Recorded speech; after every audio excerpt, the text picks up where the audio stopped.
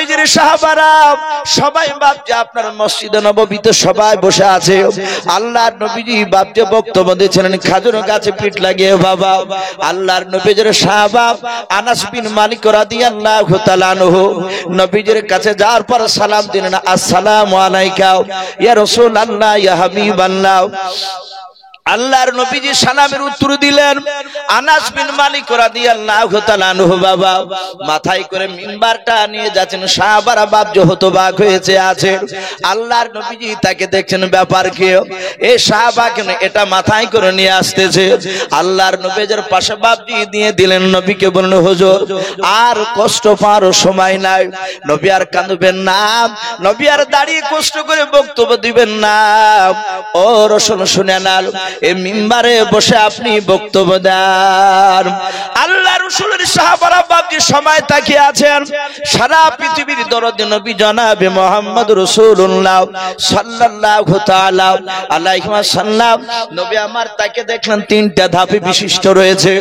আল্লাহর নবীজি প্রথমকার ধাপিতে বিসমিল্লাহ বলে পা দিলেন, দেওয়ার পর আল্লাহর নবী দ্বিতীয় ধাপিতে পা দেন পর নবী আমার তিন নাম্বার ধাপিতে দাঁড়ালেন। দাঁড়িয়ে যাওয়ার পর আল্লাহ রাসূলের সাহাবারা ভাবছেন সবাই অবাক হয়ে তাকে আছেন, আল্লাহর নবী কি জানো বলবে। আল্লাহর নবীজি প্রথমকার ধাপিতে ভাবছে একেবারে উপরকার ধাপিতে বসার পর আল্লাহর নবীজি পা দুখানা নিচকার ধাপিতে ভাবছে রেখে দিও। নবী আমার সাহাবা আনাসের দিকে চেয়ে চেয়ে মুচকে মুচকে হাসতেছেন, জোরে বলুন সুবহানাল্লাহ।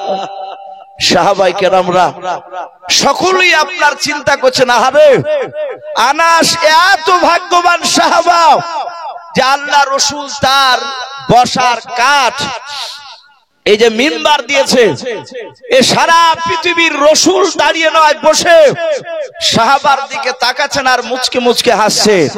আল্লাহ বলেছেন কুল ইন কুনতুম তুহিব্বুনাল্লাহ ফাত্তাবিউনি ইউহিব্বুকুমুল্লাহ ওয়া ইয়াগফির লাকুম যুনুবাকুম আল্লাহু গফুরুর রহিম। আমার আল্লাহ বলেছেন হে রাসূল বলুন, আমার সান্নিধ্য যদি লাভ করতে হয়, আমার জান্নাত যদি পেতে হয়, হে রাসূল আপনার যেন ইত্তেবা অনুসরণ করে যেন চলে, বলুন সুবহানাল্লাহ। সাহাবারা সকলেই ভাবছেন আনাস চরম ভাগ্যবান। আনাস তিনি রাসূলের হাসি দেখে আনাসও হাসছে। রাসূল যখন খুশি হয়েছে নিশ্চয় আমার আল্লাহ খুশি হবেন, বলুন আলহামদুলিল্লাহ। অনেক এরকম ঘটনা এসেছে হাদিসে। আল্লাহ রাসূল সাহাবার ব্যবহার দেখে নবী খুশি হয়ে গিয়েছে। সাথে সাথে আল্লাহ রাব্বুল আলামিন রাসূলকে বলেছেন, হে রাসূল আমিও সাহাবার উপর আমিও খুশি হয়ে গিয়েছি, আমি রাজি হয়ে গিয়েছি। হযরত ওমর ফারুক রাদিয়াল্লাহু তাআলা আনহু বিশ্বনবীকে সর্বপ্রথম চিনতেন না। আল্লাহ রাসূলকে আপনারা অনেকবার শুনেছে, নবীকে বাপজি তলোয়ার নিয়ে মারতে গিয়েছিল ওমর। মারতে যাওয়ার পর বিশ্বনবীজির বাপজি কোরআনের আয়াত কয়েকটা শোনার পর ওমর আর থাকতে পারে না। ওমর ঈমান আনলেন, নবীজির দরবারে বক্তব্য শুনতেন। ওমর এত দামি জায়গায় পৌঁছে গিয়েছিলেন। ওমর বিশ্বনবীর দরবারে ওমর বসে যতক্ষণ নবী বয়ান করতে ওমর এদিক ওদিক কোথাও বাপজি চোখের পাজাল ফেলতেন না, একইভাবে নবীজির চেহারার দিকে চেয়ে থাকতে। দরদি নবী বলতেন, ওমর আমি অনেক দিন ধরে দেখেছি তুমি আমার উপর ঈমান আনার পরে, হে ওমর তুমি আমার দিকে অমন করে তাকাও আর দুই চোখের কোণা দিয়ে তোমার কেন পানি গড়ে, কেন পানি ঝরে বলো। ওমর কাঁদতেন আর বলতেন, ওগো রাসূল এই চোখ দিয়ে এত বড় দামি রাসূলকে আমি এর আগে চিনতাম না, আমি কেন এর আগে রাসূলকে চিনতে পারি নাই। তাই নবী এই চোখ দিয়ে আপনাকে চিনতে পেরেছি। আমি প্রতিজ্ঞা করেছি যতদিন আপনার হায়াত থাকতে আমাকে বাঁচিয়ে রাখবে রাসূল, আপনি আমার সামনে থাকলে আমি আর অন্যদিকে কোথাও তাকাবো না, বলুন সুবহানাল্লাহ। আমি আপনার দিকে চেয়ে থাকবো। এই ওমর কথা শুনে রাসূল এমনই খুশি হয়েছিলেন। হযরত ওমরের ব্যাপারে আল্লাহ নিজে বলেছেন, হে রাসূল আমার ওমর যাতে খুশি হবে, হে আমার পয়গম্বর রাসূল আমি আল্লাহ তাতে খুশি হয়ে যায়, তুমি রাসূল তুমিও খুশি হয়ে যাও, বলুন সুবহানাল্লাহ।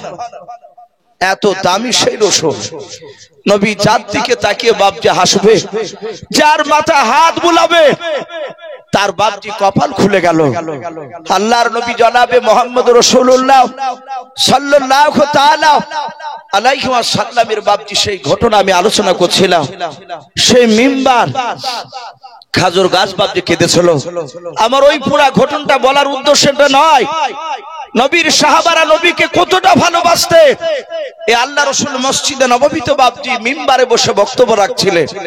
আল্লাহ রাসূল সাল্লাল্লাহু আলাইহি ওয়াসাল্লামের সাহাবারা প্রায় সাহাবারা বাপজি চলে এসেছে। কিতাবে লিখেছে মাত্র দুটো সাহাবা তখনও আসতে পারে নাই। আল্লাহ রাসূল সাল্লাল্লাহু তাআলা আলাইহি ওয়াসাল্লাম তিনি বয়ান রাখছেন মসজিদে নববীতে। একজন নবীজির খুব মুরব্বী সাহাবা, খুব বয়স্ক সাহাবা, ওনার নাম কিতাবে এসেছে হযরতে সালমান ফারসি রাদিয়াল্লাহু তাআলা আনহু।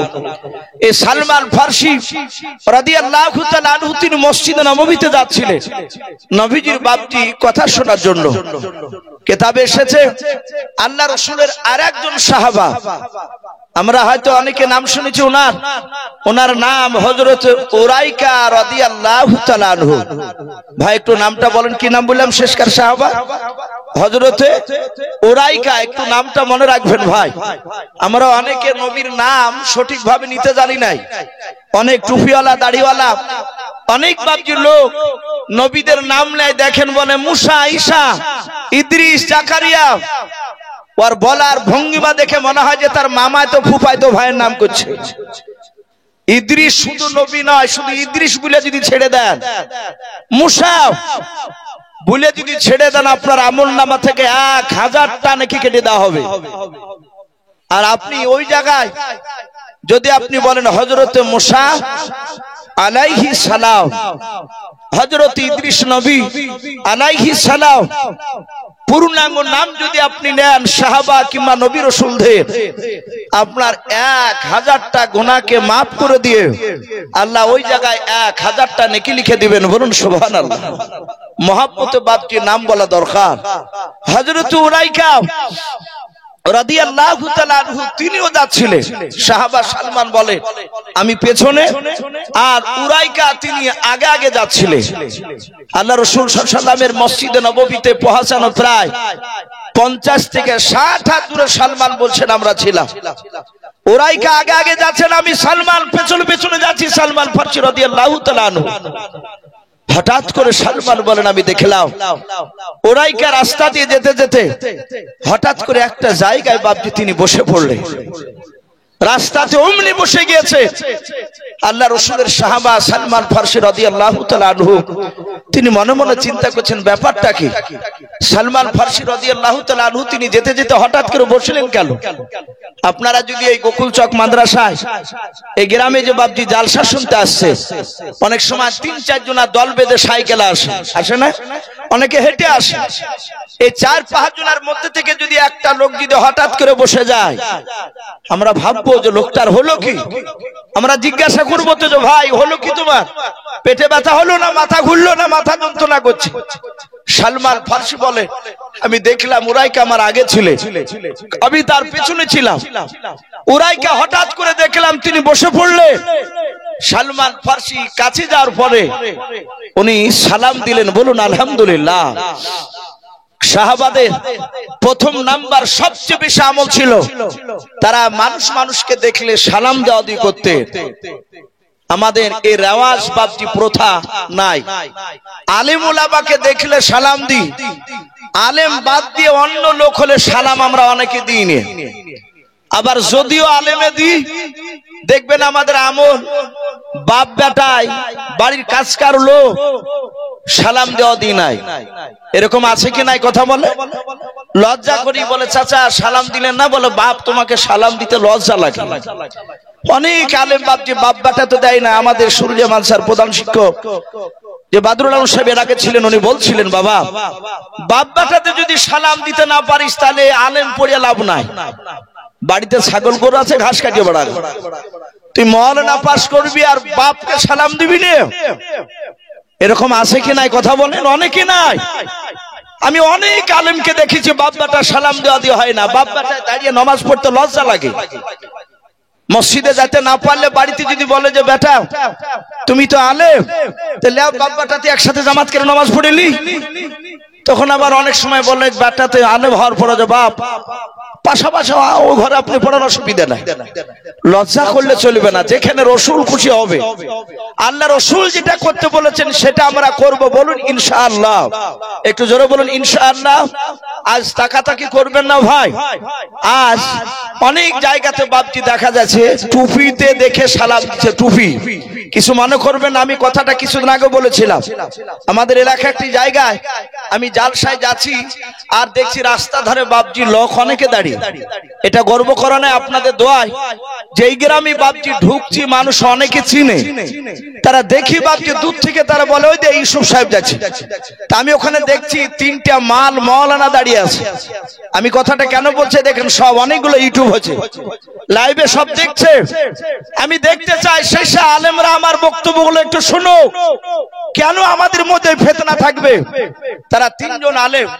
আমি গাড়িটা স্লো করে আমার ভাইকে বললাম, ভাই একটু আস্তে করে চালা, ওই আলেমদেরকে দেখে একটু সালাম দিব। আমি যাহাতে স্লো করেছে আমি সালাম দিলাম। সালাম দেওয়ার পরই ওরা সাদা হাতে উত্তর দিচ্ছে, আপনার সালামের উত্তর দেওয়া যাবে না, একদম বাস্তব বলছে। আমি বললাম ভাই কেন? আমি হাসছি আর বলছি ভাই সালামের উত্তর দেওয়া যাবে না কেন? তখন বলছে ভাই আপনারা তো মুসলমান না, আপনারা নবীর দুশমন। বলুন আস্তাগফিরুল্লাহ। আমাদের কোনো বায়া নেই। শুনেছেন যে আমরা নবী বিদ্বেষী কথা বলেছি? ভাই কথা বলে আল্লাহ রসুলের বিরুদ্ধে কথা বলেছি? কথা বলি না। আপনি যতগুলো আমার ওয়াজ শুনবেন এইসব ছেলেরা দৌড়ে বেড়াচ্ছে ইউটিউব করার জন্য, এতে আমার কোনো ফায়দা নেই এদের সাথে। এরা আপন করে বেড়াচ্ছে এদের বাপজি রুজি রোজগারের জন্য। আবার ওর মধ্যে একজন বলছেন ইসু ভাই আমার উদ্দেশ্য আপনাদের বক্তব্যগুলো যেন সব চারিদিকে শোনে মানুষ, যেন একটু দিনের দিকে আসে।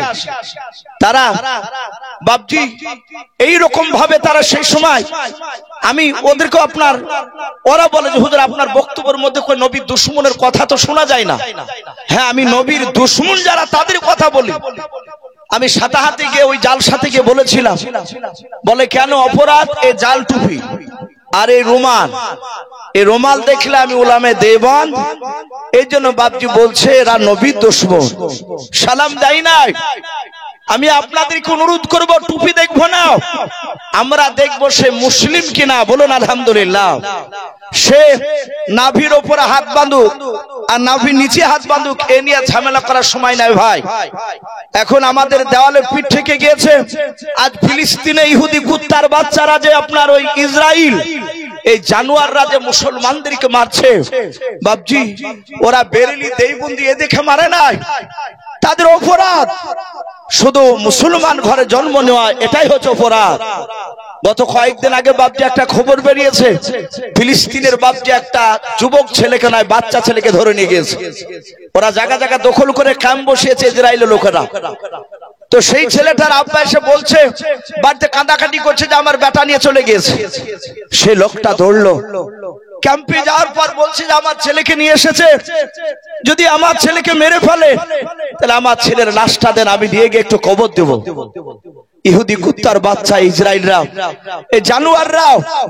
ওখানকার পুলিশে বলল তোমার ছেলের বয়স কত? বলে ছেলের বয়স হচ্ছে 8 বছর। বলে দাঁড়াও, এখানে দাঁড়াও। ছেলের বাপ বলছে আমি দাঁড়িয়ে আছি, ছেলে ঘরে জানালা দিয়ে উকি মেরে তাকে কাঁদছে বেটাও। আমি বেটাকে নিজ চোখে দেখতে পেলাম, 8 বছর বয়স বললাম, নিজের কলিজার টুকরা সন্তানকে আমার চোখের সামনে তাজা জিন্দা অবস্থায় প্রথমে গলাটা জবাই করেনি।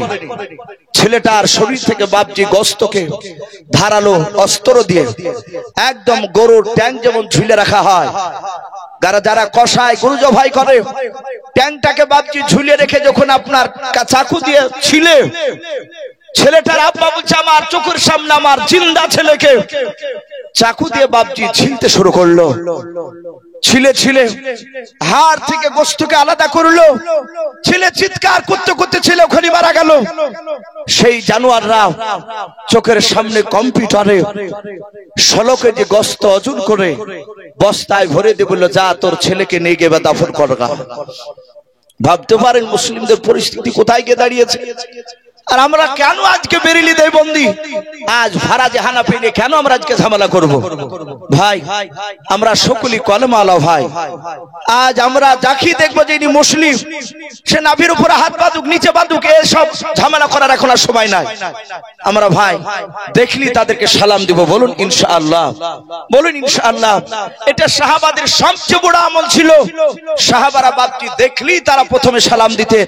আল্লাহর নবী জনাবে মুহাম্মদ রাসূলুল্লাহ সাল্লাল্লাহু তাআলা আলাইহি ওয়াসাল্লাম মসজিদে নববীতে বসা সাহাবাদেরকে নিয়ে বয়ান করছিলেন। আর সালমান বলেন আমি যাচ্ছিলাম, আমার আগে উরাইকা সেই সাহাবা যাচ্ছিলেন, উনি হঠাৎ করে বসে পড়লেন। আল্লাহ রাসূলের সাহাবা সালমান ফারসি বলেন আমি কাছে গেলাম, যার পর শুধু বললাম আসসালামু আলাইকুম ওয়া রাহমাতুল্লাহি ওয়া বারাকাতুহু। সালমান ফারসি রাদিয়াল্লাহু তাআলা আনহু বলেন আমি উরাইকার কাছে গিয়ে সালাম দিলাম, উনি সালামের বাপ উত্তর দিলেন ওয়া আলাইকুমুস সালাম ওয়া রাহমাতুল্লাহি ওয়া বারাকাতুহু। হযরত সালমান বলে দেখলাম উরাইকা শুধু আমার সালামের উত্তরটা দিয়ে দিলেন। সাহাবারা জানতেন সালাম দেওয়া হচ্ছে সুন্নাত আর উত্তর দেওয়া হচ্ছে বাপজি ওয়াজিব। সালাম শোনার পর যদি আপনি উত্তর না দেন আপনার বড় ধরনের গুনাহ হয়ে যাবে, কারণ আপনি ওয়াজিবকে ছেড়ে দিলেন। আল্লাহর নবীজির সাহাবা উরাইকা বাপজি সালামের উত্তর খানা দেওয়ার পর আর কোনো কথা বলেন না, চুপচাপ তিনি বসে আছেন। সালমান ফারসি রাদিয়াল্লাহু তাআলা আনহু বাবা উরাইকার হাত দুখানা ধরে বলেন ভাই উরাইকা তোমার কি হলো? রাস্তায় যেতে যেতে কেন হঠাৎ করে কেন তুমি বসে মরলা বললাও? হযরত উরাইকা বাপজি কোনো কথা বলেন নাই। আল্লাহ রাসূলের সাহাবা সালমান ফারসির দিকে বাবা ফেলফাল করে চেয়ে আছেন। আবার সালমান ফারসি রাদিয়াল্লাহু তাআলা আনহু বলেন ভাই তুমি কেন আমার দিকে চেয়ে আছো, কেন কথা বলো নাই? বলো রে ভাই তোমার কি পেটে ব্যথা হলো নাকি বলাও? হযরত সালমান ফারসি রাদিয়াল্লাহু তাআলা আনহু বাপজি কয়েকবার বাপজি কথা বললেন। সালমানের কথায় বাপজি উরাইকা উত্তর দিলেন নাও। সালমান ফারসি রাদিয়াল্লাহু তাআলা আনহু সোজা বাবা উরাইকাকে রেখে দিয়ে সোজা মসজিদে নববীর দিকে দৌড়ে চলে গেলেন। আল্লাহর নবী জনাবে মুহাম্মদ রাসূলুল্লাহ সাল্লাল্লাহু তাআলা আলাইহি ওয়াসাল্লাম দরদে নবীর কাছে গিয়ে সালাম দিলেন আসসালামু আলাইকা ইয়া রাসূলুল্লাহ ইয়া হাবিবাল্লাহ। আল্লাহর নবীজি সালামের উত্তর দেওয়ার পর বলেন সালমান ওগো সালমান ফারসি কেন তুমি আমার কাছে দৌড়ে এসলে বললাও? হযরত সালমান বলেন নবী আপনার দরবারে আমি আর আরেকজন সাহাবা উরাইকা আসতেছিলাম। নবী গো প্রায় 50 থেকে 60 হাত দূরে ছিলাম। নবী আপনার দরবারে তখন আসতে পেরেছিলাম না, আমি পেছনে ছিলাম, আমার সামনে উরাইকা ছিলাম। ও নবীজি উরাইকাকে দেখলাম রাস্তায় যেতে যেতে হঠাৎ করে তিনি বসে পড়লেন। ওগো আল্লাহ দরুদ নবী আমি উরাইকার কাছে গিয়ে সালাম দিলাম। আমি কয়েকবার বললাম ভাই তোমার কি হয়েছে বলো? নবী আমি লক্ষ্য করে দেখলাম উরাইকা শুধু সালামের উত্তর দিয়ে আর কোনো কথা বলেন নাই। ও নবী এখনো বসে আছে উরাইকা রাস্তায়। ওগো আল্লাহর নবী আপনার অনেকগুলো সাহাবা রয়েছে মসজিদে নববীর ভেতরে, যে কোনো একজন সাহাবার মারফতে আপনি উরাইকাকে ডেকে নিয়ে আসুন। আল্লাহর নবী জনাবে মুহাম্মদ রাসূলুল্লাহ সাল্লাল্লাহু তাআলা আলাইহি ওয়াসাল্লাম বিশ্ব দরদি নবী বললেন ওগো আমার উরাইকা আমি কাউকে বলবো না, আমি তোমাকে বলবো। এই সালমান ফারসি আমি উরাইকাকে ডাকতে কাউকে বলবো না, শুধু তোমাকে। যা তুমি কি হযরত উরাইকাকে গিয়ে বলে গা রাসূলুল্লাহ ডাক নিয়েছে। বলে হুজুর আমি কয়েকবার কথা বললাম কোনো কথা বলে নাই। নবী বলেন সাহাবা একবার গিয়ে বলবা তোমার বিশ্ব নবীজি ডাক দিয়েছে, দেখবা উরাইকার বসে থাকতে পারবে না। আল্লাহর নবীর সাহাবা সালমান ফারসি রাদিয়াল্লাহু তাআলা আনহু বাপজি দৌড়ে চলে গেলেন। দৌড়ে যাওয়ার পর হযরত উরাইকাকে বাপজি দ্বিতীয়বার সালাম দেওয়ার পর উরাইকার হাত ওখানে জড়িয়ে ধরে বলেন ওরে ভাই ওরাইকা শুনে নাও, আমি তোমাকে ব্যক্তিগত ডাকতে আসি নাই রে ভাই, সারা পৃথিবীর দরদ নবী জনাবে মুহাম্মদ রাসূলুল্লাহ সাল্লাল্লাহু তাআলা আলাইহি ওয়াসাল্লাম তোমাকে ডাক নিয়েছে ভাই। হযরতে সালমান বলে যখনই নবীজির নাম করলাম আর উরাইকা বসে থাকলো না, চট করে উরাইকা দাঁড়িয়ে গেল। দাঁড়িয়ে যাওয়ার পর বলেন ভাই সালমান, নবী আমার মসজিদে নববীতে আছে না বাড়িতে আছে? বলে মসজিদে নববীতে বসাও। সালমান বলে দেখলাম উরাইকা আগে আগে দৌড়ে যায়, আমি উরাইকার পেছন পেছন দৌড়ে চলে যাওয়ার পর দেখলাম আল্লাহর নবীজির কাছে উরাইকা গিয়ে সালাম দিলেন। আল্লাহর নবী বলেন উরাইকা তুমি মসজিদে আস্তে আস্তে কেন, তুমি রাস্তায় বসে গিয়েছিলে বলো? এই উরাইকা তুমি আমার দরবারে আসার সময় কেন মসজিদে তুমি দাঁড়িয়ে গিয়েছিলে, একটু তাড়াতাড়ি বলো। উরাইকা আস্তে করে বলছেন হুজুর কিছু হয় নাই। আল্লাহ দরদি নবী বলেন কেন বসেছিলে বলো? উরাইকা আস্তে করে বলে নবী আপনার দরবারে যদি একটু জোরে আওয়াজ হয়ে যায় আপনি বেয়াদবি হলে মাফ করবেন। ওগো আল্লাহর নবী শুনে নেন, আমার কিছু হয় নাই, আপনি আমাকে বসতে বলেছিলেন তা আমি রাস্তার ধারে বসে গিয়েছিলাম। জোরে বলুন সুবহানাল্লাহ। বলেন আরে তাকবীর। হযরতে সাহাবা নবীজি সালমান ফারসি নাই উরাইকাকে বলেন এই উরাইকা, এই তোমার আমার দরবার আসতে গিয়ে কি হয়েছিল? উরাইকা বলছেন হুজুর আমার কিছু হয় না। বলে তাহলে তুমি রাস্তাতে কেন বসে গিয়েছিলে বলো? উরাইকা বলছেন হুজুর আপনি আমাকে বসতে বলেছিলেন, আপনি তো বসতে বললেন, তাই আমি বসে গিয়েছিলাম। আল্লাহ রাসূল বললেন আমি তো জানি না, আমি তো জানতাম না যে তুমি আমার দরবারে আসছিলে, তুমি রাস্তায় ছিলে। আমাদের আকীদা আল্লাহ রাসূল সাল্লাল্লাহু তাআলা আলাইহি ওয়াসাল্লাম কি গায়েবের খবর দিতে পারতেন? কথা বলে পারতেন না। আসমান জমিনের ভিতরে একমাত্র গায়েবের খবর আমার আল্লাহ জানেন। বলুন আলহামদুলিল্লাহ। নবী জানতেন না? হ্যাঁ নবী অতটাই জানতেন যতটা আল্লাহ তার সম্রাট জিবরিল আলাইহিস সালামের মারফতে রাসূলুল্লাহকে জানাতেন, তার বাইরে না। নবী বলছেন ভাই উরাইকা আমি জানতাম না যে তুমি রাস্তা দিয়ে আসছিলে, আমি তো তোমাকে বসতে বলি নাই। বলে হুজুর আপনি যে বললেন সাহাবা বসো, আল্লাহ রাসূল বলেন কথা সত্য, আমি সাহাবাকে বলেছিলাম কিন্তু তুমি সাহাবা, তোমাকে নয়। মসজিদে নয় বাপজি, জালসায় দেখবেন অনেক সময় মানুষ উঠা বসা করে। অনেক বক্তারা আমরা সময়তে বলি এই ভাই উঠছেন কেন, বসেন, বলে না অনেকে।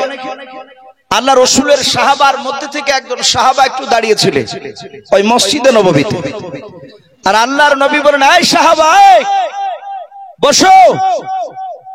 নবী মসজিদের ভিতরকার সাহাবাকে বসতে বলেছে, আর রাসূলের গলার আওয়াজ ওই 50 থেকে 60 হাত দূরে উরাইকা ছিলেন, ওনার করুণ কোহরে গিয়ে বাপজি পৌঁছে গিয়েছে কানে, আর সাথে হাতে উনি ওই জায়গায় বসে গিয়েছিলেন। বলুন সুবহানাল্লাহ। একটু বাপজি রাত্রিবেলায় বিছানায় গিয়ে শোবার সময় বালিশে মাথা দিয়ে একটু কথাটা সমীক্ষা করবেন, চিন্তা করবেন যে রাসূলের সাহাবা উরাইকারা তাহলে কতটা নবীকে মানতে, রাসূলের সাহাবারা কতটা রাসূলের কথাকে মানতে। যারা নবীর সুন্নাতের কথার উপর আমল করেছিলেন ভাই তারাই কামিয়াব হয়েছে, তারাই জান্নাতি সাহাবা।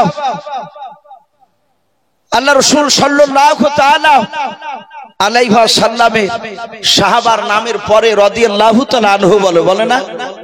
ওয়া নবী হুরায়রা তা قال নবী সাল্লাল্লাহু তাআলা আলাইহি ওয়াসাল্লাম আবু বকর সিদ্দিক রাদিয়াল্লাহু তাআলা আনহু, এই যে রাদিয়াল্লাহু তাআলা আনহু এটা আপনি আমি মরে গেলে বলা যাবে? বলা যাবে না। সাহাবাদের শানে বাপ যেটা বলা হয়, তাদের নামের শেষে তারাই এত নবীর সুন্নাতকে মানতে, তাই সাহাবাদের নামটা বাপজি রাদিয়াল্লাহু তাআলা আনহু। ওখানে আরো কিছু লোক ছিল মক্কা নগরে মদিনাতে যারা রাসূলকে মানে নাই, তারা কাফের ছিল, এখনো তাই।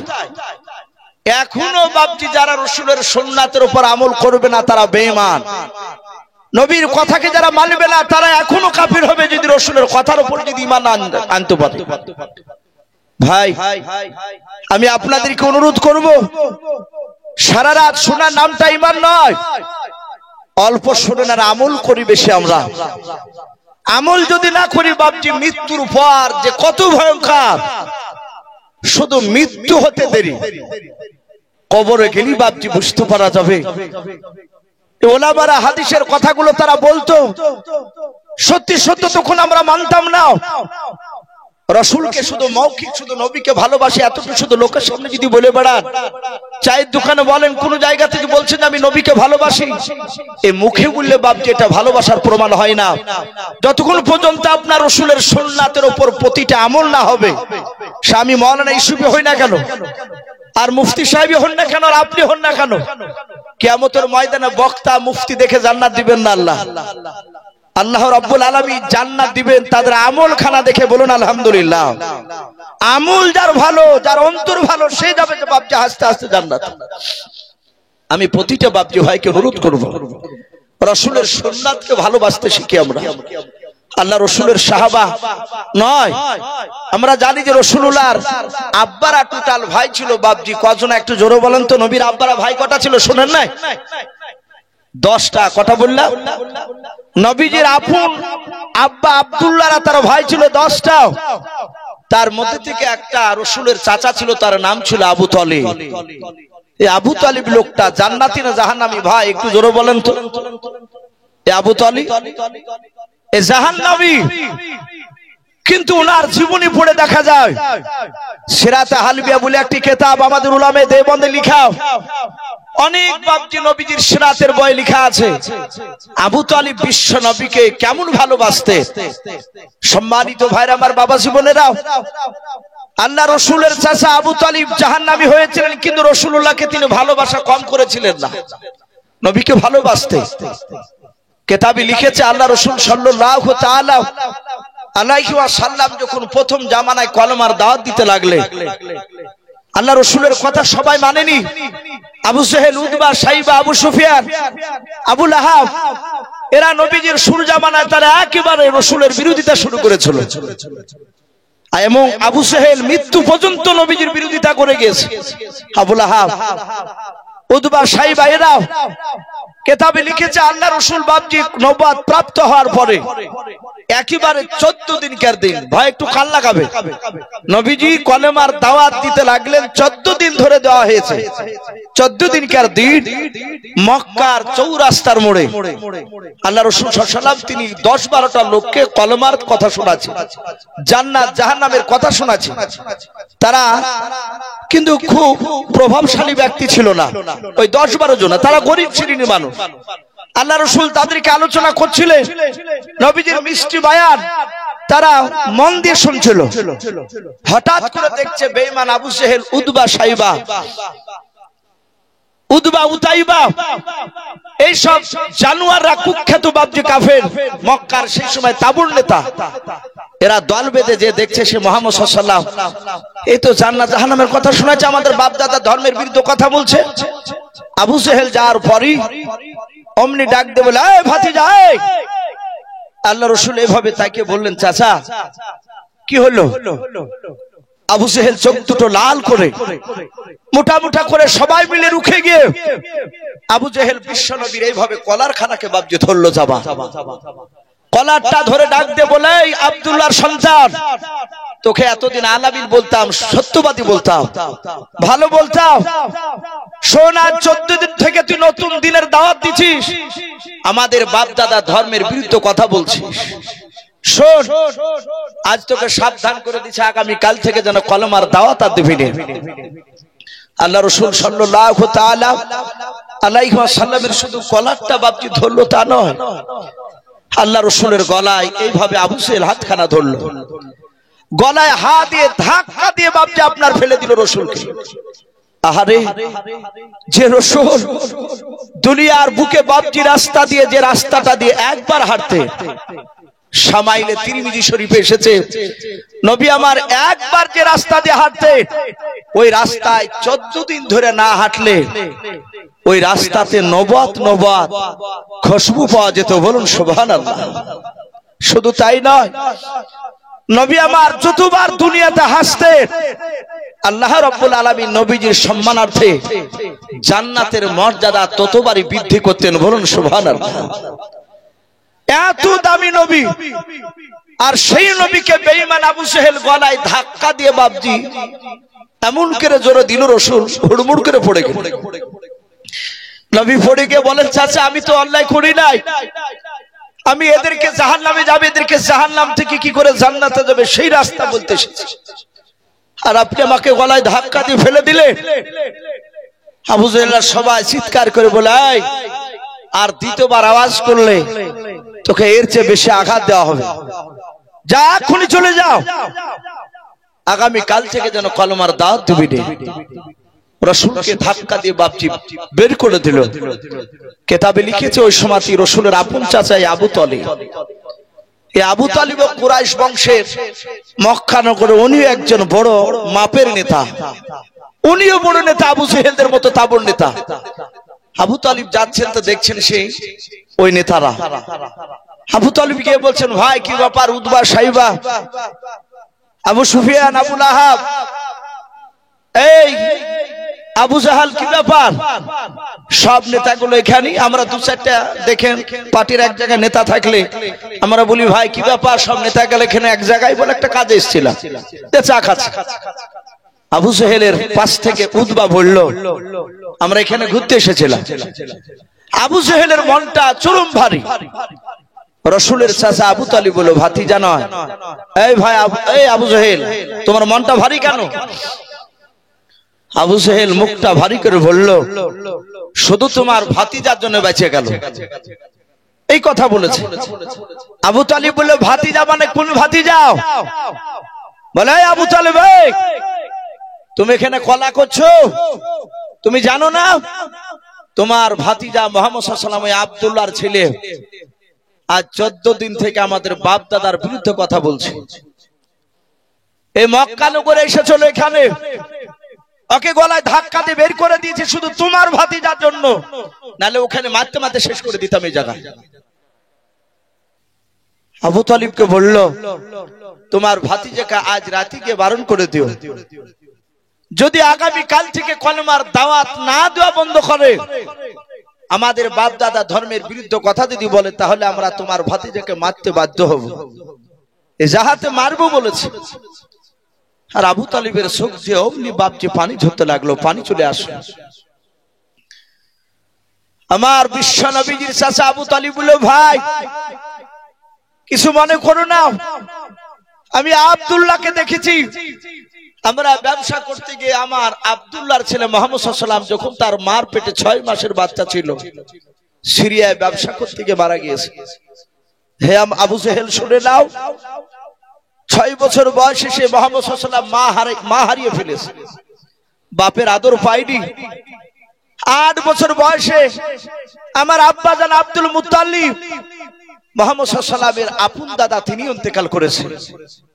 তারপর থেকে না 8 বছর থেকে নিয়ে পর্যন্ত আমার কথা মোতাবেক চলে, আমাকে খুব ভালোবাসে, আমিও তাকে ভালোবাসি। আমি আজকে রাত্রিবেলা গিয়ে বারণ করব, আশা করি আগামী কাল থেকে আমার বাপ দাদা ধর্মের বিরুদ্ধে কথা বলবে না। ভাই আবু জেহেল আমার উপরও তো রাগ করো না, আমি তো মুহাম্মদ সাল্লাল্লাহু আলাইহি ওয়াসাল্লামের কথাকে মানি না, ও আমার ভাতিজা হতে পারে, কিন্তু ও যে আমাকে শ্রদ্ধা করে, আমাকে যা ভক্তি করে, আশা করি রাত্রিবেলা বারণ করলে সে আর ওই কথা মনে হয় যে আর বলবেন। আবু জেহেল বলল, ভাই যদি তোমার কথা মেনে নাই, তাহলে তোমার ভাতিজাকে 3টা পুরস্কার দেওয়া হবে। বলে, কি কি পুরস্কার? বলে, 1 নাম্বার পুরস্কার দেওয়া হবে গোটা আরবের মধ্যে সবচেয়ে উচ্চ সম্মানের অধিকার করা হবে তাকে। 2 নাম্বার 200টা উট দেওয়া হবে। এই আবু তালিব, তোমার ভাতিজা মক্কার সবচেয়ে বড় খাজুর বাগানটা, যেটা চাইবে যে বাগানটা, ফ্রিতে তাকে দেওয়ার ব্যবস্থা করে দেব। এই 3টে জিনিস পেলে তোমার ভাতিজার আর কিছু দরকার আছে? বলে না, এটাই যথেষ্ট, আর অভাব আসবে না আর জীবনে। আবু তালিব চলে গেল। আল্লাহ রাসূল ওইদিকে কলমার দাওয়াত দিয়ে নবীজি বাড়ি এসেছে।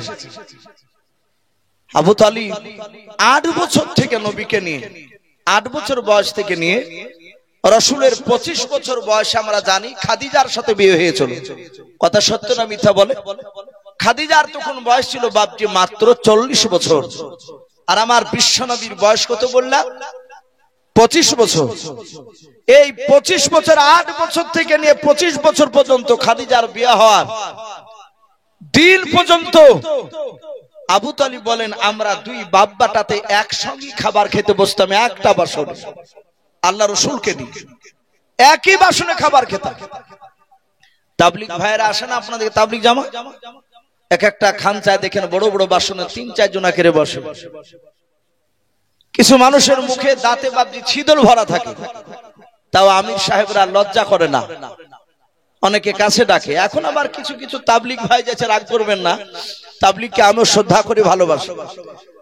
এই তাবলিগ জামাতের কিছু লোক আবার গিয়ে আলাদা করে ব্যাগে করে থালি নিয়ে যাচ্ছে, ওদিকে একসাথে বাসন খাচ্ছে 3-4 জন, আর ওদিকে 2 জনায় আলাদা করে খাচ্ছে এক একটা বাসন।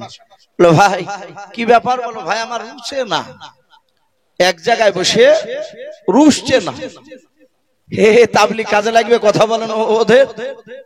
অথচ নবী বলেছেন এক মুসলমানের আঠো আর এক মুসলমানের জন্য শেফা শুরু। বলুন আলহামদুলিল্লাহ। ওষুধ শুরু। আমাদের হুজুরদেরকে দেখেছি, আমরাও খেয়েছি, হুজুর আমাদেরকে নিয়ে খান। আপনি পরীক্ষা করবেন মুফতি সাহেবদের সাথে যে একটু বসে দেখবেন আপনার দিককে আর আঠোকে চাইনি নিয়ে চাইতে খাবে।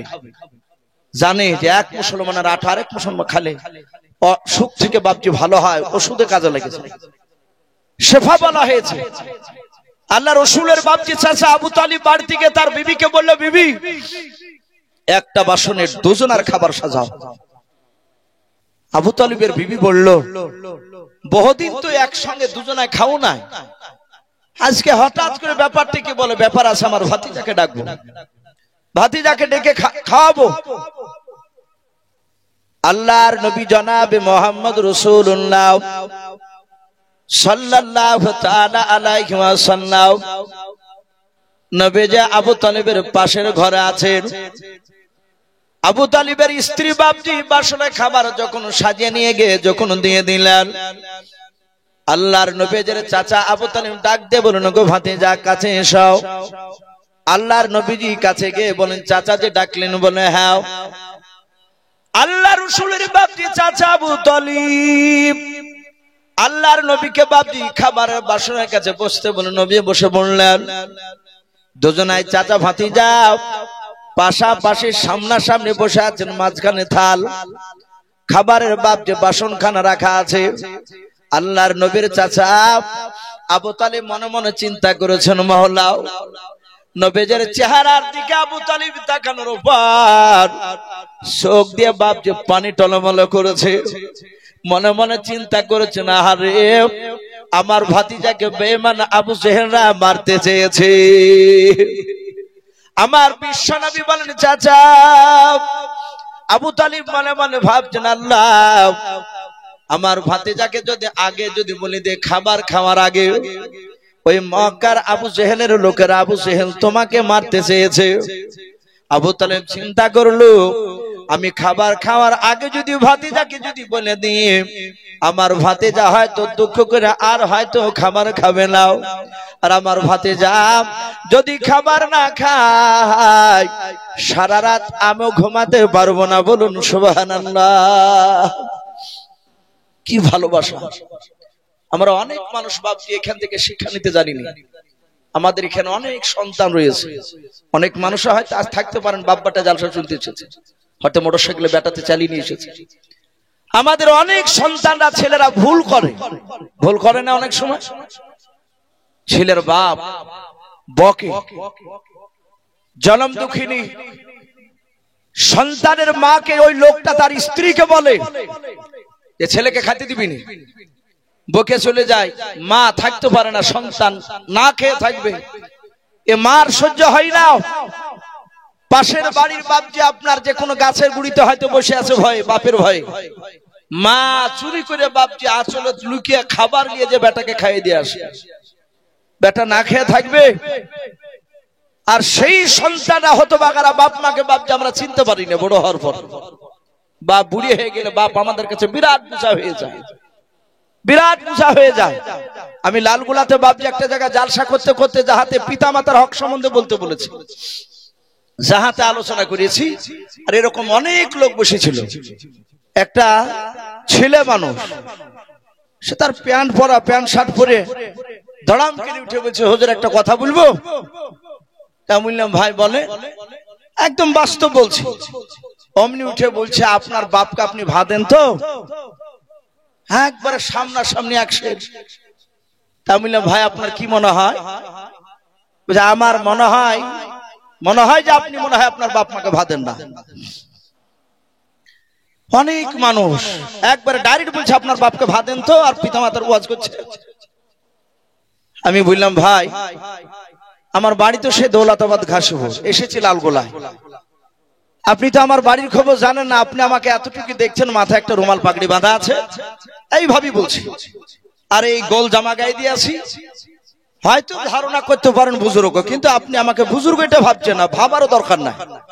ওই দেখেন সামনে গাড়ি আছে, দেখেন আমার ভাই বসে আছে গাড়ি, ওটা আমার আপন নিজের ছোট ভাই, একই মায়ের পেট থেকে বাড়ালছে, এইভাবে বলছে।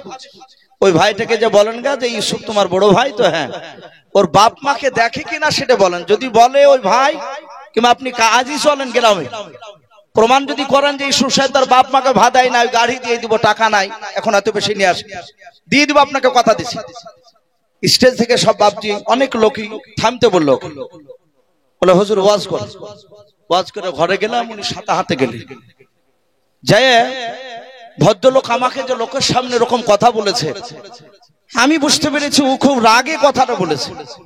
জোরে হাত ধরে বলছে, হুজুর মাফ করবে, আমাদের এখানে এলাকায় গোটা 20 মাওলানা আছে, হাফেজ বলেন, মাওলানা বলেন, আপনাকে প্রমাণ দেখে দিব, একটা আলেমও ভাদাই না, বাপ মাকে ভাদাই না। তা আমার ধারণা যে হয়তো আপনিও মনে হয় দেন না। আচ্ছা না ভাই, খারাপ ভাববেন না, পৃথিবীতে এখনো হক্কানি আলেম আছে, এখনো বহু আলেম আছে। আমি হয়তো সেই জায়গায় পৌঁছাতে পারিনি, কিন্তু আমিও দেখেছি অনেক আলেমকে তার মার সেবা করতে। হ্যাঁ, কিন্তু বেশিরভাগ মার সেবা করছে না, এটা বাস্তব, অনেক জায়গায় দেখতে পাওয়া যাচ্ছে। আমার বিশ্ব নবী দরদি নবী বাপ মার মর্যাদার এত কথা বলেছে। আমরা কপালে ঘটা যদি ফেলে দিই, আপনি 1 লাখ কেন 10 লাখ টাকা দান করেও মা বাপকে যদি আঘাত দেন, কোনো কাজে লাগবে না, এটা কোনো কাজে লাগবে না, কিন্তু লাগার আগে আপনার বাপ মার খিদমত করা লাগবে। আমি বলছিলাম, সেই আবু তালিব, তার সামনে বাপ যে আপনার দাঁড়িয়ে আছে, তার ভাতিজা বসা চিন্তা করছে, না আগে খাওয়ার আগে বলবো না, খেলে। এই জন্য বাপজি অনেক সন্তানকে খেতে দিয়ে অনেক বাপ মারা থালা কাড়িলে, এটা ঠিক নয়। তারা খেয়ে নেক, আপনার রাগ হয়েছে, ছেলে খাবার খেয়ে নেওয়ার পরে আপনি তাকে একটু বুঝিয়ে বলুন। আর রাগের মাথায় আপনি গিয়ে বাসনটা কেড়ে নিলেন, ছেলে খাচ্ছিল 2-3 বার মুখে দিয়েছে। সবচেয়ে মারাত্মক অন্যায়, খাবার খেতে খেতে খাবার যদি টেনে নেন, এর ওপর দিয়ে মনে হয় যা দুঃখ পৃথিবীতে নাই। সন্তান অনেকে বাপকে রাগ করে গিয়ে গাছে দড়ি দিয়ে বাপকে ঝোলে, বাপ আমার খাবারটা কেড়ে নিল।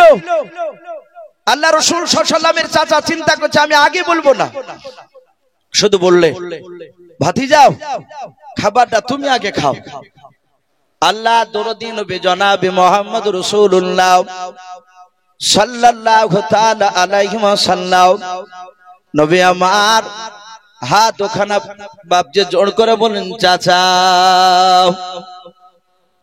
ওই 8 বছর থেকে নিয়ে চাচা শুনে নেন, খাদিজার সাথে বিয়ে করে সেই দিন পর্যন্ত সকাল পর্যন্ত চাচা একসঙ্গে খাবার খেতাও। চাচা গো, আপনি আগে খাবার খেতেন, তারপর আপনার ভাতিজা আমি খাবার খেতাম, বলুন সুবহানাল্লাহ। ওগো চাচা, আপনি যদি আগে খাবার না খান, আপনার ভাতিজা আমিও খাবার খাবো না।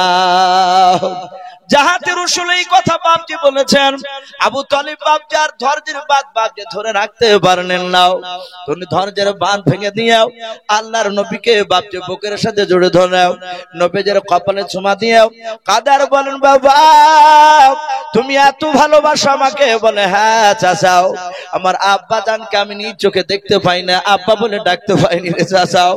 ও চাচা, আমি আপনাকে কোন সময় আব্বা আব্বা করে ডাকতাম, আবার চাচা বলে করে ডেকেছি, চাচা আপনাকে বাপের চেয়ে বেশি ভালোবাসি।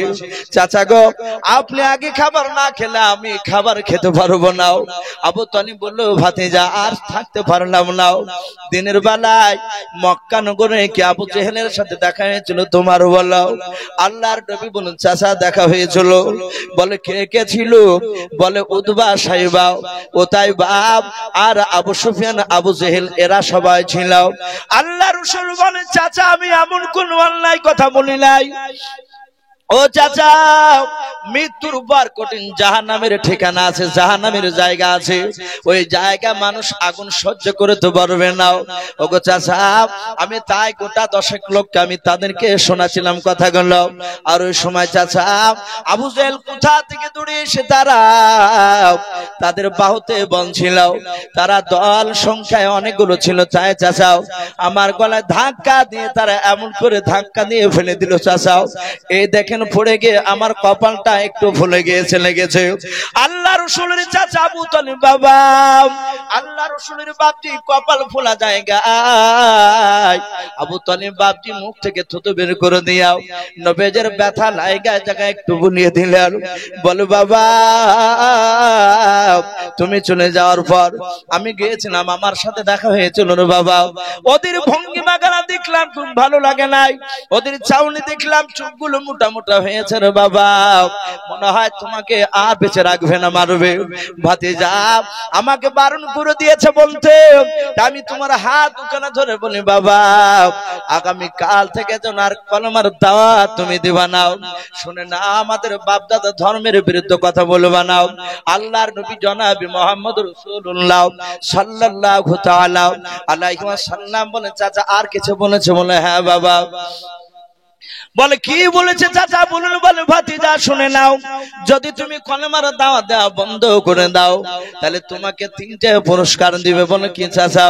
বলে প্রথম নাম্বার, গোটা মক্কা নাই গোটা আরবের মধ্যে সবচেয়ে তোমাকে সম্মান 1 নম্বর করা হবে। 2 নাম্বার, দুটো হিষ্টপিষ্ট নাই, হিষ্টপিষ্ট একটা নাই দুটো নাই, তোমাকে 200টা উড়দান করা হবে। মক্কা নগরে যে খেজুর গাছটা বাগানটা চাইবা সেই বড় বাগানটা তোমাকে ফ্রিতে দেওয়া হবে। ওরে আমার ভাতিজা, এগুলো হলে তোমার আর কিছু করা লাগবে না জীবনে, এতে সংসারে চলে যাবে। ও ভাতিজা খবরদার তুমি জানো কলমার দাওয়াত দিতে যেও না, কাফেররা আবু জেহেলরা তোমাকে মারবে। আল্লাহর নবী বলেন, চাচা আর কিছু দিতে চেয়েছে? 3টা বাদ দিয়ে বলে নাও। এই 3টা দিতে চেয়েছি রে বাবা। আল্লাহর নবী বলেন, চাচা এই 3টা কেন, সারা পৃথিবীর ধন সম্পদ যদি আমাকে দিয়ে দেয়। ওগো চাচা শুধু তাই নয়, আসমান থেকে চাঁদ পেড়ে নিয়ে এসে যদি আমার বাম হাতে দিয়ে দেয়, আসমান থেকে সূর্য নিয়ে এসে যদি ডান হাতে দিয়ে দেয়, চাচা খোদার কসম করে বলে শুনে নেন, ওগো চাচা আমি কলেমার দাওয়াত দেওয়া বন্ধ করব না। জোরে বলুন সুবহানাল্লাহ। বলে এই চাচা, চাঁদ সূর্য দিল, আমি কলেমার দাওয়াত বন্ধ করব না, হক কথা বলবই। জাহাতে রাসূলুল্লাহ জোরে তাকিদ দিয়ে কথা বলেছিল। আর ওইদিকে বাপজি হযরতে এই আবু তালিব রাসূলের আপন চাচা, তার চোখ দুটো কুখের মতো লাল হয়ে গেল। কাঁদছিল, নবীকে মারবে শুনে অমনি চোখ দুটো লাল করে বলছে, এই ভাতিজা তাহলে তুমি কলেমার দাওয়াত দেওয়া বন্ধ করবে না? বলে চাচা না, আমি কলেমার দাওয়াত দেবই, আমাকে রাহমাতুল লিল আলামিন নবী করে পাঠিয়েছে। সাদা হাতে আবু তালিব ডাক দিয়ে বলে, ভাতিজা শুনে নাও, আমি লাত উজ্জার কসম কেন বলি। ওই সময় কাফেররা সবচেয়ে বড় দেবতা লাত উজ্জাকে ডাকতো। ডাক দিয়ে আবু তালিব বলছেন, এই ভাতিজা আমিও লাত উজ্জার কসম কেন বলি, শুনে নাও, আমার কণ্ঠে জান থাকাকালীন পর্যন্ত তোমার শরীরে মক্কার কোন লোক ফুলের একটা ছিটকে ফেলতে পারবে না। জোরে বলুন সুবহানাল্লাহ। ভাবতে পারেন রাসূলের চাচা বিশ্ব নবীকে বাপজি কতটা ভালোবাসতে। এত ভালোবাসার পরও কিতাবে লিখেছে, নবীজির চাচা আবু তালিব ইন্তেকাল করলেন। নবীজির চাচা বেঁচে থাকতে, আবু তালিব বেঁচে থাকতে আবু জেহেলরা মারলি নবীজির চাচা শুনতে পেলে দৌড়ে যেতেন আর কাফেররা ছেড়ে দিয়ে পালিয়ে যেত। রাসূলের গার্ড হিসাবে বাপজি ছিল। নবীজির চাচা যখন বাপজি আপনার ইন্তেকাল করে, আল্লাহর দরদি নবীর আপন চাচা ইন্তেকাল যখন করে, কিতাবে লিখেছে তার মওতের সময় আমার বিশ্ব নবী বলেছিলেন, চাচা একটিবার শুধু কলমা পড়ো। আবু তালিব বলেছিল, ভাতিজা আমি পড়বো না। আর এখানেও কিতাবে লিখেছে বাপজি আবু জেহেলের লোকেরা রাত দিন 24 ঘন্টা 2 লোক মৃত্যুর কিছুদিন আগ থেকে আবু তালিবের তার বিছানাতে 2টা লোক বসে রাখত, যেন মুহাম্মদ সাল্লাল্লাহু আলাইহি ওয়াসাল্লামের কথা শুনে যেন কলমা না পড়ে। ওই যখনই রাসূল কলমার কথা বলতে, আর আবু জেহেলের ওই লোক দুটো বলতে, খবরদার আবু তালিব ভাই, তুমি নেতা, এই সময় যেন খবরদার পড়ো না, তাহলে আমাদের বংশের মর্যাদা নষ্ট হয়ে যাবে। আবু তালিব বলতো, ও সব চিন্তা করিস না, আমি পাগলা হই না। ভাতিজার কথা মেনে নিল। মওতের একেবারে যায় অবস্থা, রাসূল বলেন, চাচা একবার শুধু কলমা পড়ো। আপনি এত ভালোবাসেন আমাকে, আপনি একবার কলমা পড়লে আমি কিয়ামতের ময়দানে আল্লাহর কাছে একটু এই কথাটা বলেই আমি আপনাকে জান্নাতে দেওয়ার ব্যবস্থা করে দেব আল্লাহর কাছ থেকে। বলুন আলহামদুলিল্লাহ। আমি আল্লাহকে জান্নাতের জন্য বলবো আপনার জন্য। পড়ে মারা গেল। রাসূল এত কাঁদা কালেন, জিবরিল আলাইহিস সালাম এসে বললেন, ইন্নাকা লা তাহদি মান আহবাবতা, ইন্নাকা লা তাহদি মান আহবাবতা। হে রাসূল, আপনি হেদায়েতের মালিক নন, আপনি পথ প্রদর্শক, আপনি দেখান এটা জান্নাতের রাস্তা, এটা জাহান্নামের রাস্তা। কাকে জান্নাতে নিয়ে যাবে, কাকে জাহান্নামে নিয়ে যাবে, এটা আল্লাহই ভালো জানে, আপনি মালিক নয়। হ্যাঁ, কিন্তু আপনার চাচা যে আপনাকে ভালোবাসতো, এই ভালোবাসার কারণে আল্লাহ একটা খুশখবরি শুনিয়েছে আপনাকে। বলে কি? বলে জাহান্নামের সবচেয়ে ছোট্ট আযাবটা আপনার চাচাকে দেওয়া হবে। আল্লাহ রাসূল বুকটা একটু উঁচু করে বুক ভরা আশা নিয়ে বললেন, জিবরিল ভাই, জাহান্নামের সবচেয়ে ছোট আযাব কোনটা একটু বলো ভাই। হে জিবরিল বলল, আমার চাচার ছোট্ট আযাবটা তো আল্লাহ দিব বলেছে, ছোট আযাব কোনটা? বলে আল্লাহ বলেছে জাহান্নামের সবচেয়ে ছোট আযাব আগুনের 2টা জুতো আপনার চাচার পায়ে পরে দেওয়া হবে। হে রাসূল, আযাবটা ছোট, কিন্তু ছোট আযাবের এত তীব্র আযাব, এত তাপ, যখনই পায়ে দেওয়া হবে সাথে সাথে তার মগজগুলো টকবক টকবক করে ফুটবে। ভাই, ওগো বাপ, ও পর্দার আড়ালের মা বোনেরাও, জাহান্নামের যদি ছোট আযাবটা যদি এত ভয়ঙ্কর হয়, তাহলে আর সব বড় বড় আযাবগুলো কত ভয়ঙ্কর হবে। সম্মানিত ভাইরা আমার, বাবা জীবনেরাও, তা আমি আপনাদেরকে অনুরোধ করব, আপনাদের সকলকে একটু অনুরোধ করব, ভাই আল্লাহ রাসূলের সুন্নাতের উপর একটু আমল করি, একটু সুন্নাতের উপর আমল করি। আবু তালিব রাসূলকে মহব্বত করেছিল, কিন্তু নবীজির সুন্নাতকে মানে নাই, নবীর সুন্নাতকে মানে নাই। আজ আমরা যদি বাপজি রাসূলের সুন্নাতের উপর আমল যদি না করি, আজ জান্নাত যাওয়া যাবে না। ভাই, অনেক কথা আসছে চোখের সামনে বাপজি বলার, অনেকে হয়তো রাগ করবে। আজ নামাজ পড়ছে বাপজি, আমাদের সুন্নাতি পোশাক আমাদের নাই। অনেক মানুষ দেখতে পাওয়া যায় সামনে নামাজ পড়ছে, পেছনে বাপজি যারা নামাজ পড়ে অনেকে নামাজই হয় না, প্যান্ট শার্ট পরে, অনেকে গেঞ্জি পরে, পাঞ্জাবি পড়তে চাই না। যদি আবার নামাজের জন্য যদি বলা হয় ভাই পাঞ্জাবি পরে আসেন, তা বাবা ইমামের বিরুদ্ধে লেগে যায়। সেজদায় যখন যায় কিছু লোক দেখেন গেঞ্জি পরে গেলে, প্যান্ট পরে গেলে তার ভিতর থেকে যেগুলো ঢাকা ফরজ সেগুলো বাপজি দেখতে পাওয়া যায়। এ আমরা সুন্নাত মোতাবেক আমল করি নাই। তাই প্রতিটা বাপজি ভাইকে বলবো, রাসূল যেভাবে খুশি হতে, সাহাবারা যেভাবে চলেছিলেন, সেই দিকে একটু লক্ষ্য রাখি, না হলে জাহান্নামের আগুন খুব কঠিন। আমরা জানি আল্লাহ রাসূল সাল্লাল্লাহু তাআলা আলাইহি ওয়াসাল্লামের সাহাবারা তারা কাঁদতেন। আমরা জানি হযরত মা খাদিজাতুল কুবরা রাদিয়াল্লাহু তাআলা আনহা, তিনি জান্নাতি না জাহান্নামী? ভাই একটু জোরে কথা বলুন তো। খাদিজা জান্নাতি, অথচ বাপজি এত বড় দামি আল্লাহ রাসূল দুনিয়ার বুকে আল্লাহর তরফ থেকে বাপজি 10 জনকে জান্নাতের খুশখবরি শুনিয়েছিলেন, তার মধ্যে খাদিজাতুল কুবরা। কিতাবে লিখেছে আল্লাহ রাসূল সাল্লাল্লাহু তাআলা আলাইহি ওয়াসাল্লাম মসজিদে নববীতে বাপজি নয়, বাড়ি থেকে খাদিজার বাড়ি থেকে আরেকটা মসজিদে গিয়ে নামাজ পড়ছে। আল্লাহ রাসূল সাল্লাল্লাহু তাআলা আলাইহি ওয়াসাল্লাম মেরাজে গিয়ে বাপজি জান্নাত জাহান্নাম যে দেখে এসেছিলেন। অনেক ঘটনা আছে মেরাজের, ওদিকে আমি যাব না। ওখান থেকে বাপজি এসে সাহাবাদের সামনে আলোচনা করে নিজের অর্ধাঙ্গিনী বিবি খাদিজার কাছে গিয়ে বললেন, খাদিজার কাছে যাহাতে বাপজি জাহান্নামের কথা বলেন, হে খাদিজা সাবধান হয়ে যাও। ওগো খাদিজা, তুমি ভেবো না যে আমার স্বামী পয়গম্বর রাসূল বলে আমার কবরে আযাব হয়তো হবে না।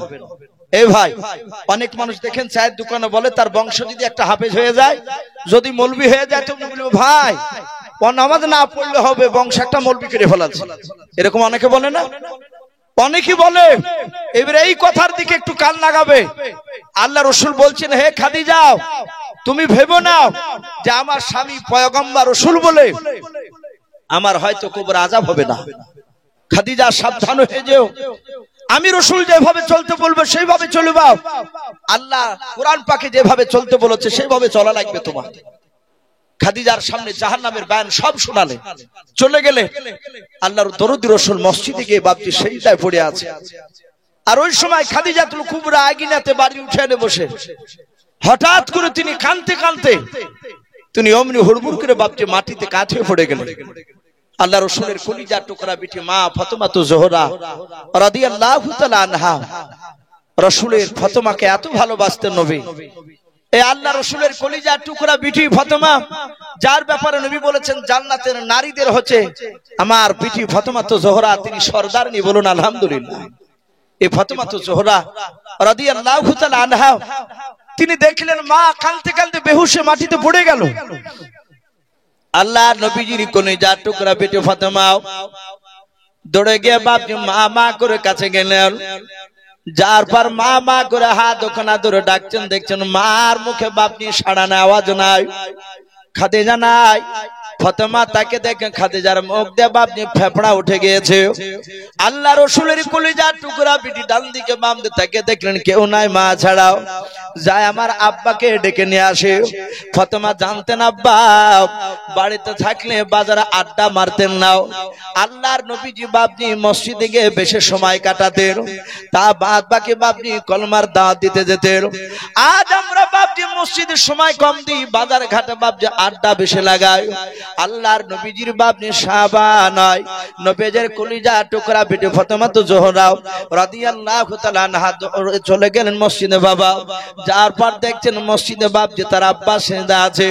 আল্লাহর নবীর বিটি ফাতেমা মসজিদে গিয়ে সালাম দিলেন, আসসালামু আলাইকুম ইয়া আহলাল মসজিদ। মসজিদে যখন সালাম দিলেন, আল্লাহ রাসূলের বাপজি কলিজার টুকরা বিটি সালাম দেওয়ার পর মসজিদে বাপজি যার পর হাত দিয়ে নয় বাবা পেছন দিক দিয়ে বলেন, আব্বা তাড়াতাড়ি নামাজটা শেষ করুন।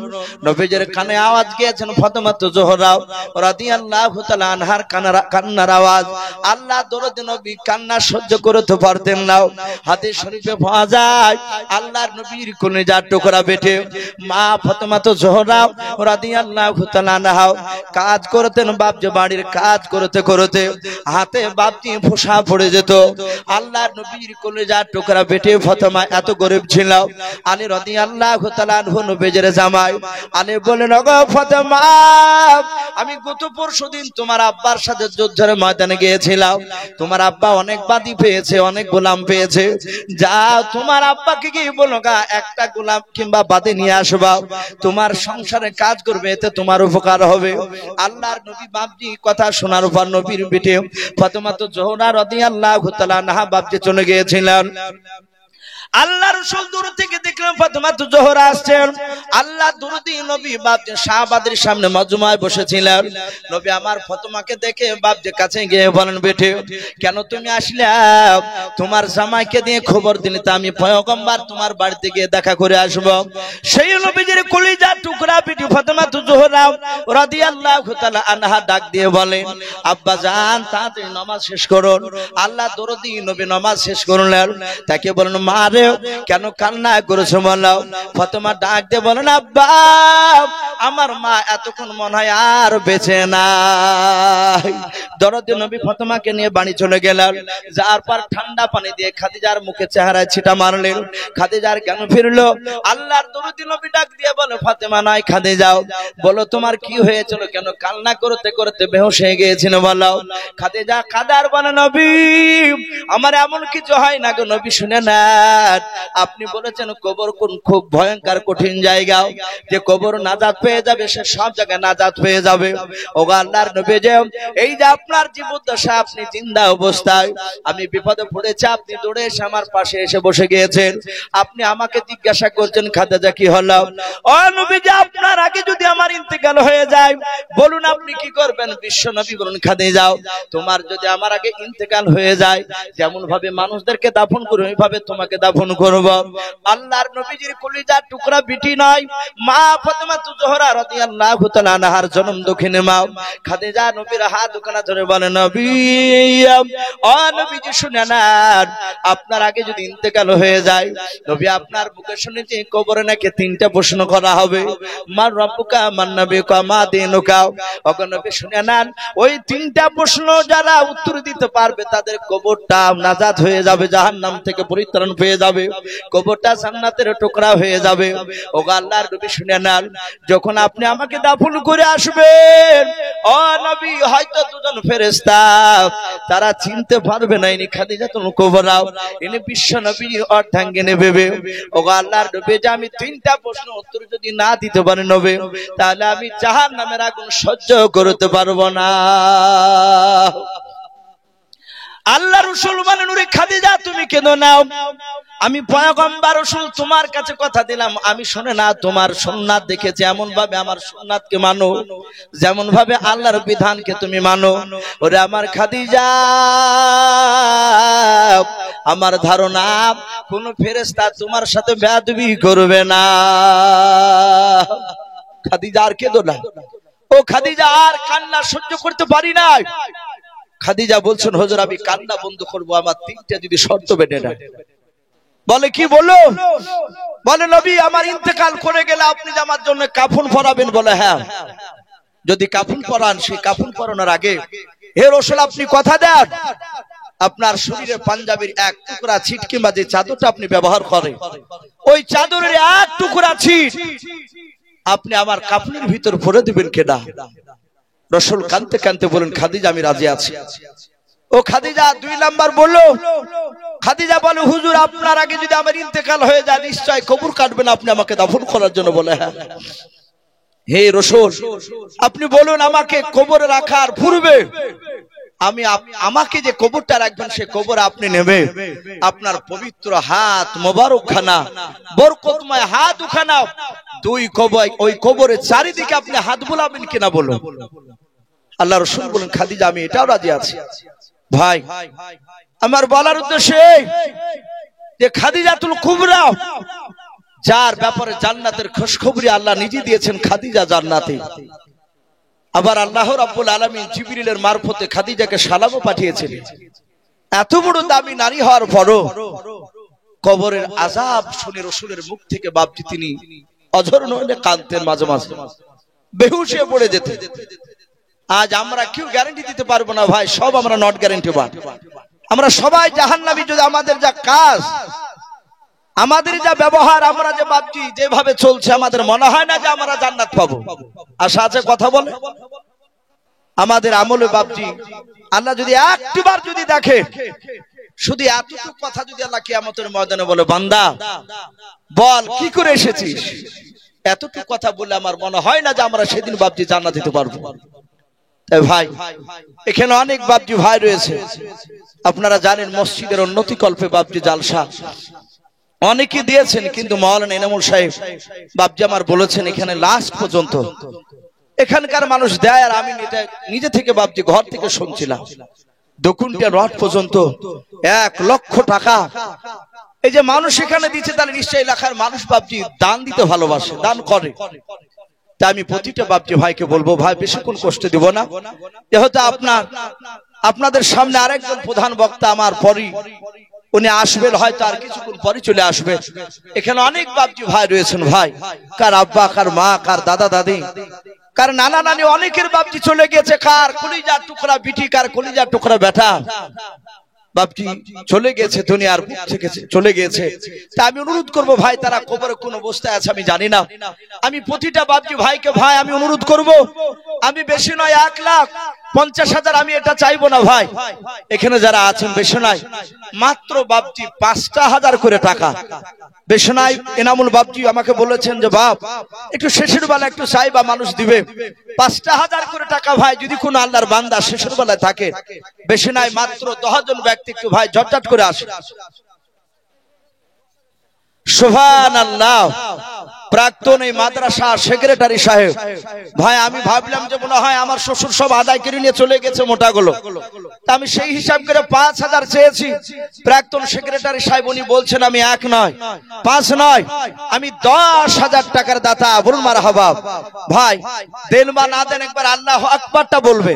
আল্লাহ বলছেন কোন বান্দা যখন আল্লাহু আকবার বলে তখন আমি এত খুশি হয়ে যাই, তার পূর্বেকার গুনাহগুলো আমি মাফ করে দিই। বলুন সুবহানাল্লাহ। বলেন নারে তাকবীর। প্রাক্তন সেক্রেটারি সাহেব মাদ্রাসার নাম কি? গোকুল চকবাড়ি, ওনার নাম কি?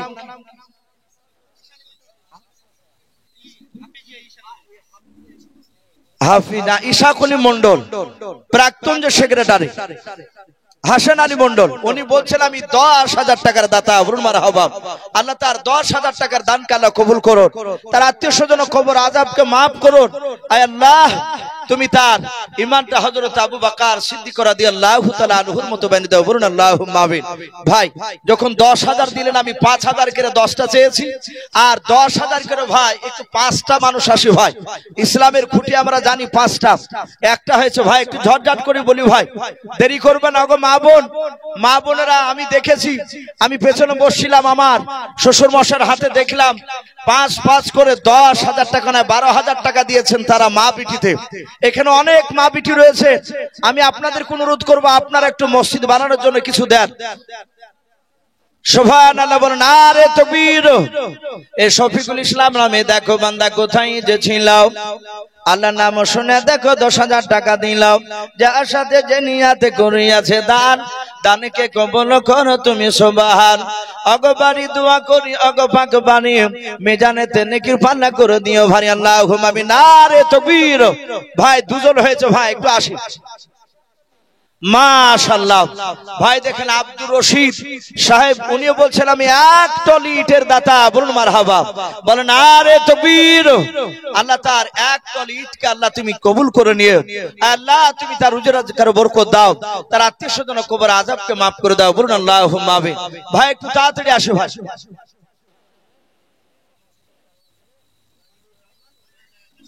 সুবহানাল্লাহ। দেখেন নাজিবুর রহমান, সেই রেজিনগর কাশীপুর, বেলডাঙ্গা রেজিনগর কাশীপুর, উনি বলছেন যে আমি 10,000 টাকা দামের একটা পাল্লা দিবেন মসজিদের। বলুন আলহামদুলিল্লাহ।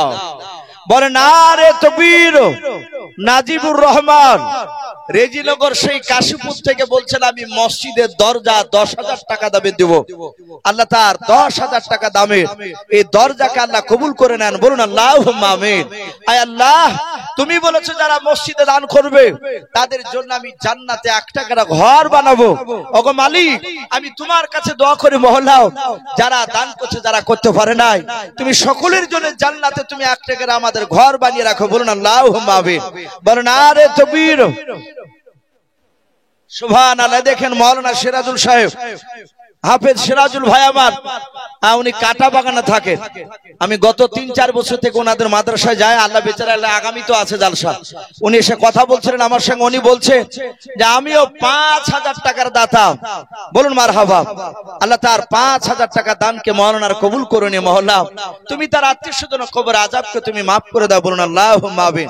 ভাই একটু তাড়াতাড়ি আসি ভাই, আজ আপনাদের কাছে জান নয়, সাহাবায়ে কেরাম রাসূলের দরবারে তারা বসা ছিল। বসেছিলেন আল্লাহ রসুলের বাপজি যুদ্ধের ময়দানে কিছু বাপজি মাল আপনার চাইলে যুদ্ধের ঢাল, যুদ্ধের লোহার পোশাক এই সাহাবাদের বেশি নাই, তাই ঘোড়া এসব কেনার জন্য বলেন গো সাহাবাই কেরাম তোমরা যে যা পারবে আজকে মাল নিয়ে এসে দান করে দাও। সাহাবাই কেরামরা সকলে বসেছিলেন।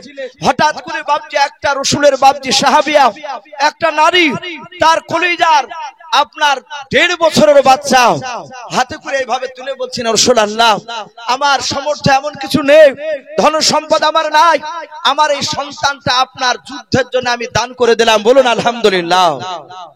আল্লাহ রসুল বললেন ওগো সাহাবিয়া বলো এই বাচ্চা কি হবে?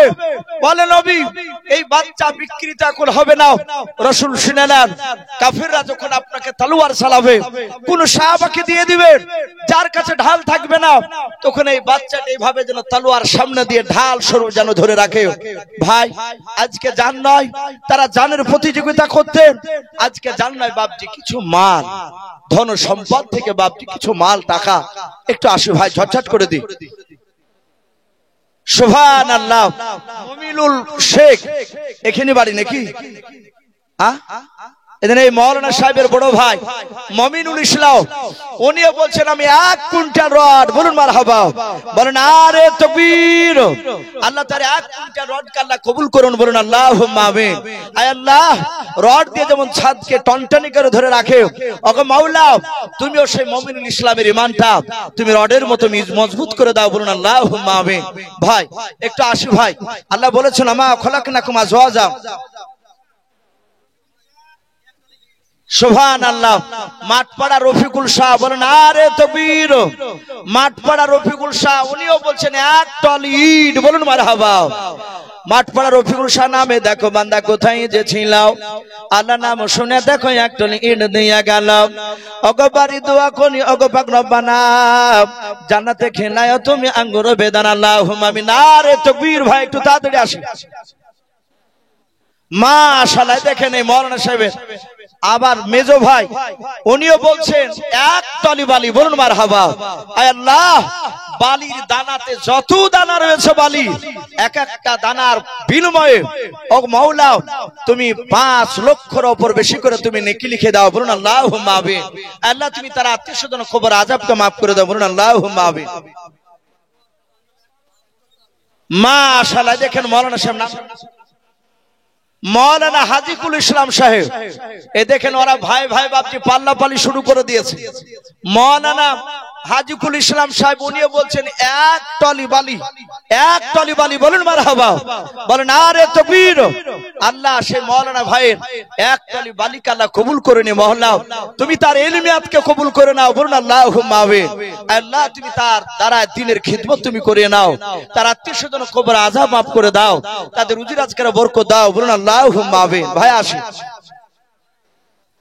এই দেখেন মৌলানা সাহেবের হাজিকুল মৌলানা সাহেবের ছোট ভাই উনি বলছেন 5 বস্তা সিমেন্ট প্রায় 2000 টাকার উপরে দাম, আল্লাহ তার 5 বস্তা সিমেন্টের দানকে আল্লাহ কবুল করুন, বলুন আল্লাহুম্মা আমিন। সুবহানাল্লাহ। গোয়াশে বাড়ি সুফেরা বিবি মা আমার পর্দার আড়াল থেকে এসে বলছেন 5 বস্তা সিমেন্টের বস্তা দান করেছে, আল্লাহ তুমি তার দানকে কবুল করে নিও, আল্লাহ তুমি সেই সুফেরা মায়ের দানটাকে মহল্লা তুমি কবুল করে নিয়ে তার ঈমানটা হযরত মা ফাতেমা জোহরা রাদিয়াল্লাহু তাআলা আনহার মতো বানিয়ে দাও, বলুন আল্লাহুম্মা আমিন। ভাই আসি। কালু ভাই আমার উনিও বলছেন 5 বস্তা সিমেন্টের দাতা, বলুন মারহাবা, আল্লাহ তার দানকে কবুল করুন। ভাই আমরা কেউ খালি হাতে যাব না ইনশাআল্লাহ। ঈমানদার আপনার কলা গাছের মতো, কলা গাছকে যত কাটবে তত কলা গাছ তেউর ছাড়ে বের হয়। ঈমানদার একবার দিয়ে বাপজি বন্ধ হয় না। ভাই একটু আসি, আমার পরি বক্তা আসবে, ভাই দেরি না করে একটু তাড়াতাড়ি আসে। আমি এই জালসার কমিটি ভাইদেরকে বলবো ভাই প্রধান বক্তাকে একটু রেডি হতে বলবে, হয়তো মানুষ বিরক্ত হতে পারে। শামসুল মন্ডল হজে যাবেন সামনে, হ্যাঁ আল্লাহ আপনার হজকে কবুল করুন, বলুন আল্লাহুম্মা আমিন। উনি 10 বস্তা সিমেন্টের দাতা, বলুন মারহাবা, বলেন আরে তাকবীর। ভাই দেরি না করে একটু তাড়াতাড়ি আসো। ভাই সুন্দরা নারে তাকবীর। এ সুন্দরা বিবি নামে দেখো মা আমার কোথায় যে ছিল, পর্দা না হতে দেখো তো বস্তা মসজিদ বানাবো বলে সিমেন্ট নিয়ে গেল, যার সাথে যে নিয়াতে গুণই আছে দান, দানকে কবুল করো তুমি সুবহান। ওগো বাড়ি দোয়া করি ওগো পাক বাড়ি, মিজানেতে নেকি পানা করে দিও ভারী, আমি পাপী গুনাহগার দোয়া নাই জানি, তার জন্য দোয়া করবে ফাতেমা জননী আল্লাহুম্মা আমিন। নারে তাকবীর। নেরে সগাওয়া নামে দেখো বান্দি কোথায় যে ছিল, আল্লাহ নাম শুনে দেখো স্বামীর নামে 40 কেজি ধান দিয়ে গেল, যে আশাতে যে নিয়াতে করিয়াছে দান, দানকে কবুল করো তুমি সুবহান। আর দোয়া করি বলো তাহারও স্বামীর জন্নতে, সুখে শান্তি দেখো তুমি কবর বুকে আল্লাহুম্মা আমিন। নারে তাকবীর।